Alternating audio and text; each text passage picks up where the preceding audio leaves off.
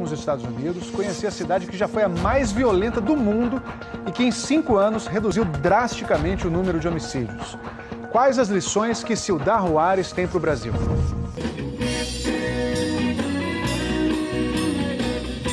Estas são imagens de uma revolução. Das coisas simples que haviam sido roubadas pela violência. Da vida que se pode viver depois de uma guerra implacável.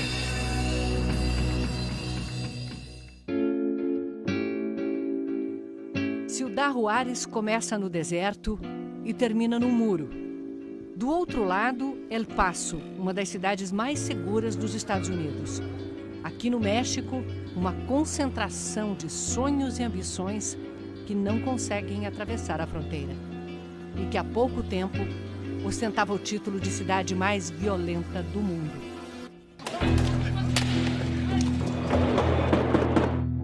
Em 2010, foram 273 homicídios por 100 mil habitantes. Muito mais do que o segundo lugar, Kandahar, no Afeganistão, um país em guerra. E do que outras cidades latino-americanas. No mesmo ano, no Rio de Janeiro, foram menos de 35 homicídios por 100 mil. As imagens de brutalidade corriam o mundo. Corpos pendurados nos viadutos. O símbolo da guerra das drogas em Juárez era reproduzido nos filmes americanos. Especificamente aqui em Ciudad Juárez, aqui em Ciudad Juárez, a violência atingiu um nível descomunal. Foi uma verdadeira guerra. Milhares de pessoas mortas nas ruas. Miles de muertos nas calles. Todo tipo de crime tomava as ruas. De 10 roubos de carro no México, 7 aconteciam em Juárez. Sequestros, 10 por dia, todos os dias. Não era necessário ter dinheiro para ser sequestrado. Não era necessário ter dinheiro. Eram sequestrados médicos, deputados, engenheiros, mães de família e até vendedores de hambúrguer. Mas o que provocou essa mudança tão radical que encheu de gente as ruas que estavam esvaziadas pelo medo? Sangue inocente derramado. Han sido 8 anos. Faz 8 anos daquele dia, 30 de janeiro de 2010. É a noite mais difícil da minha vida e sempre será a noite mais longa da minha vida. Naquela noite, o filho de Lupita, Rodrigo, de 17 anos, e seus colegas de time comemoravam a vitória no Juvenil de Futebol Americano, a categoria chamada de AA. A mãe de um dos meninos ligou dizendo: "Venham logo, tivemos um problema." Quando eu e meu marido entramos no carro, sentimos um frio congelante. Os dois ao mesmo tempo. Talvez fosse sinal para que a gente se preparasse para o que ia viver. Uma gangue de sicários, matadores de aluguel, achou que a festa era de um grupo rival que também se chamava AA, Artistas Assassinos. 20 homens invadiram a casa. Eu vi muito sangue e comecei a gritar desesperada. Meu filho não pode estar morto. Ele tinha que ir para a universidade. Ele tinha muitos planos. Rodrigo e outros 16 estudantes estavam mortos. Naquele momento, o governo federal lutava contra o narcotráfico em vários frontes. A estratégia era usar as Forças Armadas e a Polícia Nacional para combater os cartéis. O resultado foi uma escalada de violência. O número de mortes no país triplicou em 4 anos. Ao saber do massacre dos rapazes de Juárez, o então presidente do México, Felipe Calderón, disse na TV que os mortos eram traficantes. É claro que nós, como pais e mães de família, levantamos a voz e dissemos: "Não, senhor, os garotos não eram criminosos, eram jovens do bem." O Memorial dos Meninos Mortos é a lembrança de que a dor uniu a cidade. O massacre foi um marco. Foi a partir dessa tragédia que o então presidente do México, Felipe Calderón, reconheceu o fracasso da guerra contra o narcotráfico. Foi em conversa com as mães das vítimas e por sugestão delas que o governo do México adotou uma nova estratégia. E a partir daí, Ciudad Juárez começou a ser retomada pelos seus próprios cidadãos. E a gente começou a unir-se. Nos unimos. Foi uma corrente de solidariedade, uma resiliência que nasce da dor, para dizer para a delinquência: acabou. Foi além das manifestações. Empresários decidiram propor um imposto para financiar a luta contra a violência. Chegou até um ponto em que dissemos: não vamos continuar a viver com temor. Temos que recuperar Juárez para os nossos cidadãos. Nossos filhos merecem, nossas futuras gerações e nós mesmos merecemos. Eles montaram um comitê de segurança que acompanha e mapeia todos os crimes na cidade. Sabendo onde a violência está concentrada, a polícia atua onde o trabalho dela é mais necessário. As estatísticas que antes não existiam revelaram um cenário devastador.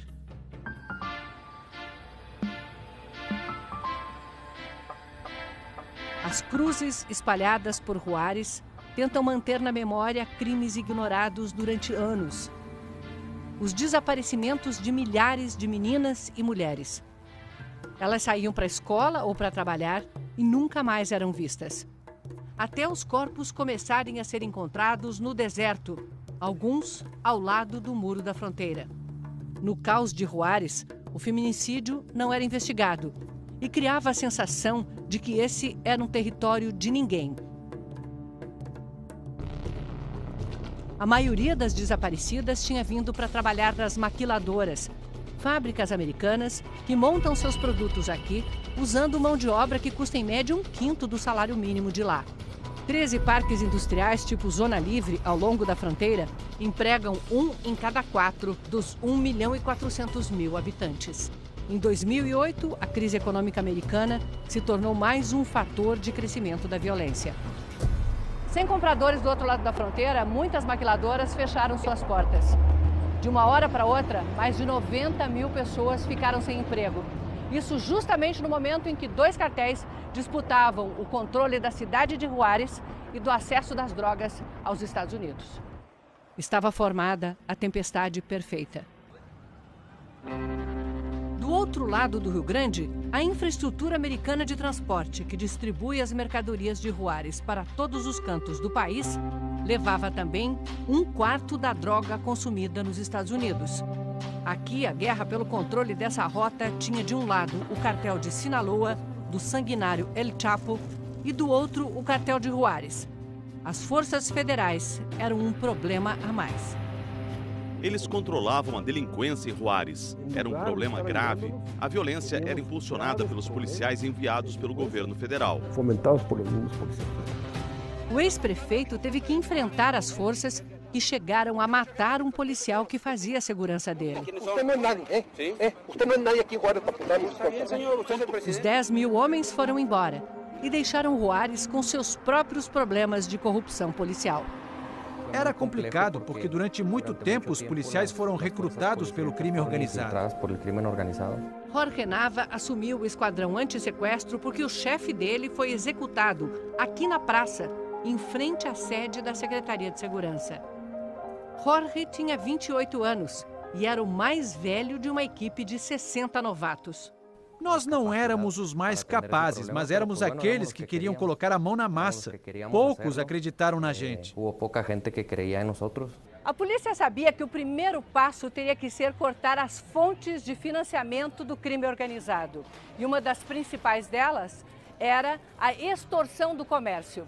Não havia na cidade uma barraca de camelô, uma loja aberta na rua, um restaurante que não tivesse que pagar toda semana pela proteção do crime, ou seja, para não ser atacada pelos criminosos. Os comerciantes não viam alternativa. Tinha gente que perguntava, como que vocês empresários podem dar dinheiro ao crime organizado? E eu respondia, me diga, e como não pagamos, se no dia seguinte eles mandam um mensageiro e nos metem uma bala?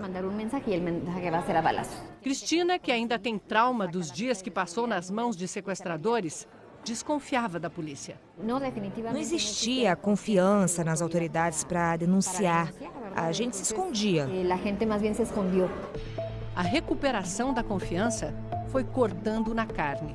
Só a Polícia Municipal, que em Juárez faz o trabalho que no Brasil é desempenhado pelas PMs, teve 800 policiais presos ou afastados por corrupção. 1 em cada 3. Mas os policiais que ficaram foram valorizados. Os salários praticamente dobraram. Ganharam novos carros, armas, equipamentos e treinamento. E até um grande clube de campo exclusivo para os policiais e suas famílias. Um espaço para relaxar as tensões de famílias que veem muitos dos seus sendo mortos. Até atentado à bomba os policiais sofreram.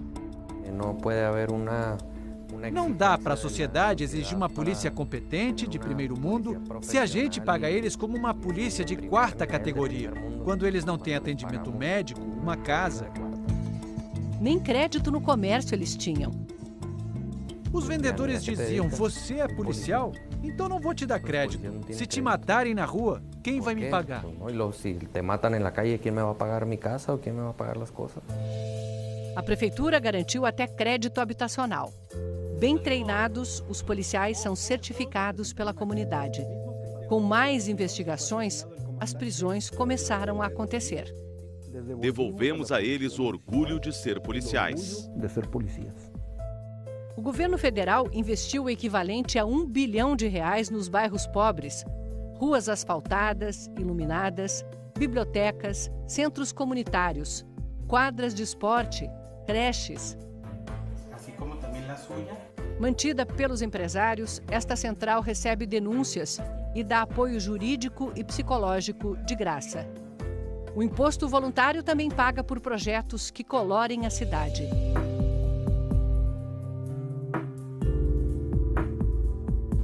Regiões degradadas ganharam dignidade. No bairro que já foi o mais violento da cidade mais violenta do mundo, os irmãos Macias mostram a arte que ajudaram a estampar nas paredes. Ao lado, as mulheres que compartilham histórias de violência se aproximam umas das outras. Mais que massagem, um toque de afeto. Ao anoitecer, o centro comunitário está movimentado.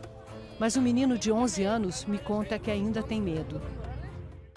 Você está chorando? Acho que é muita tristeza. Existe muita tristeza. É difícil, né? Sim. É difícil passar por tudo isso. É difícil passar por tudo isso. Eu vi meu primo ser morto e eles apontaram a arma para mim e disseram que iam me matar. Peço desculpas por fazê-lo lembrar de coisas tão terríveis. Não, tudo bem. Tenho que tirar isso de mim para viver tranquilo. Dona Cuca tirou a dor e botou na parede de casa. Uma borboleta para cada filho morto. Me perguntaram como eu queria pintar minha casa. Eu disse que não queria cores, queria ramos de árvores e borboletas. As borboletas são meus filhos. Antes estavam num casulo e agora abriram as asas. No bairro onde o filho de Lupita e seus amigos foram mortos, um grande centro esportivo agora ocupa o que foi um terreno baldio, cheio de lixo. Todo o bairro está transformado. É aqui que Lupita enfrenta o crime com as armas que ela pediu ao presidente. As armas são lugares, espaço de esporte para os jovens se ocuparem. A delinquência organizada tirou meu filho de mim, mas hoje sou eu que tiro 1, 2, 3, 5, 10 garotos deles. Foi assim que Juárez conseguiu, em 5 anos, baixar o índice de homicídios de 273 para menos de 19. Nos últimos 2 anos, o índice voltou a subir junto com o resto do país.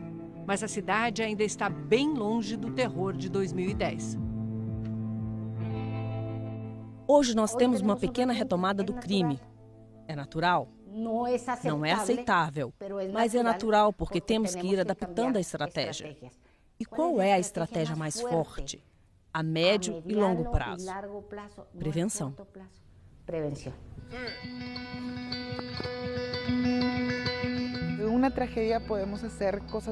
De uma tragédia podem surgir coisas boas. Essa é a semente do bem. Foi assim, é assim e continuará assim por muito tempo. Que dure e solte os sorrisos que começam a despontar com esperança.